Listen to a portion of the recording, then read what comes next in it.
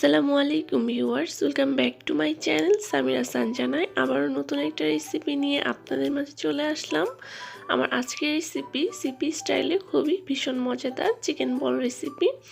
আশা করি আমার আজকের এই সহজ চিকেন বল রেসিপিটা আপনাদের কাছে ভালো লাগবে। তো চলুন এই মজাদার চিকেন বল রেসিপিটা কীভাবে খুবই সহজভাবে তৈরি করা যায় দেখে নেওয়া যাক।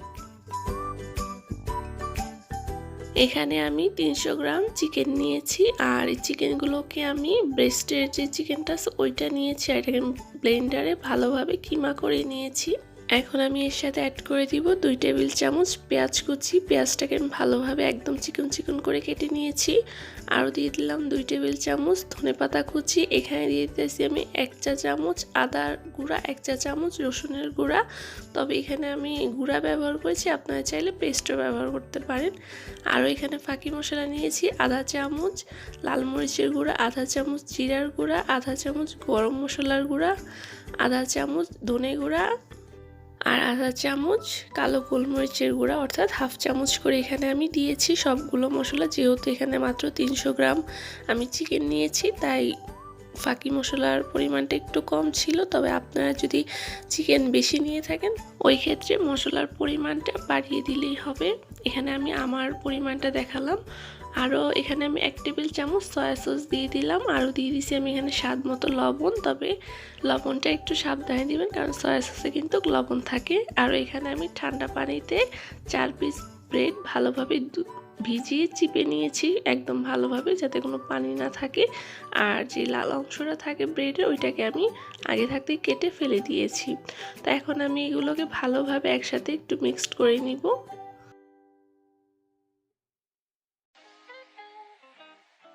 যে পর্যায়ে এখানে মিক্সড করা হয়ে যাবে ওই পর্যায়ে আমি এখানে হাতের সাহায্যে কিছুটা তেল নিয়ে চিকেনের উপরে আবার ভালোভাবে একটু মেখে নিব।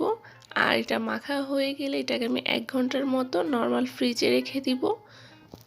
ফিরে আসছি 1 ঘন্টা পর। তো চলে আসলাম আবারও 1 ঘন্টা পরে, আর এখনও কিন্তু আমি হাতে একটু তেল লাগিয়ে নিয়েছি। এখন আমি এগুলোকে বল তৈরি করে নিব। তবে আপনারা চাইলে এটাকে প্রথমেই বল তৈরি করে তারপরে নর্মাল ফ্রিজে রেখে 1 ঘন্টা পরে ভেজে নিতে পারেন।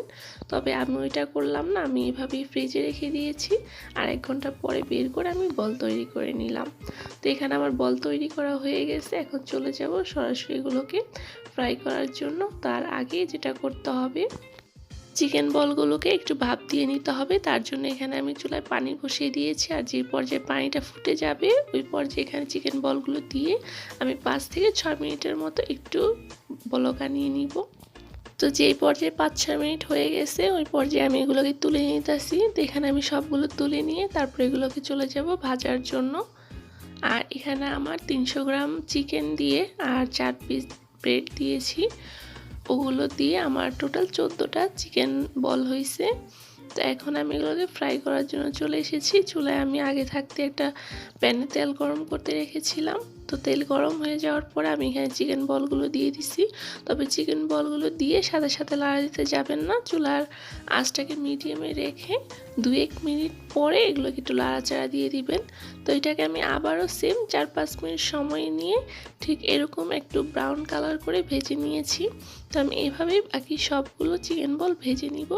তো ফিরে আসছি সবগুলো চিকেন বল ভাজা হওয়ার পরে, আর আমি এগুলো যখন ভাজা হয়ে গেছে তখন এর উপরে আমি একটু লেবুর রস ছিটিয়ে দিতেছি। আপনারা চাইলে দিতেও পারেন, আর না দিলেও সমস্যা নেই।